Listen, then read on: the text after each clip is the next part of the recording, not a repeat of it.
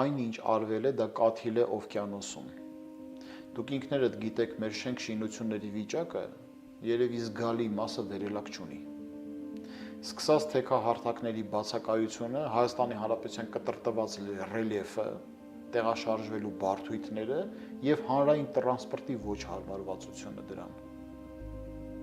Սա խայտառակություն է 21-րդ դարում։ Եվ առհասարակ ես կարծում եմ, որ մենք հիմա մտել ենք մի դարաշրջան,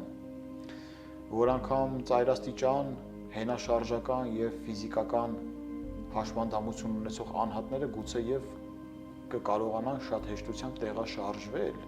որտեղ էկզոսկելետների ժամանակաշրջան է գալիս եւ այլն, ռոբոտացված որևէ մեխանիզացիաների, որոնք որ ուղեղի եւ ձեռքերի միջոցով կառավարելի են դարձում ամբողջ ընթացքը։ Մարդիկ արդեն զարգացած կենտրոնները դրան են գնում, իսկ մենք չենք կարողացել պրիմիտիվ բաները հարմարեցնել։ Անկամ եթե օրենքի պահանջ է լինում ինչ-որ մի հանրային հիմնարկում թեքահարթակ դնեն, այդ թեքահարթակում պետք է առնվազն անվասայլակի վրա նստած լինի ռեմբոն, որ կարողանա ինքն իրան բարձրացնի տեղ։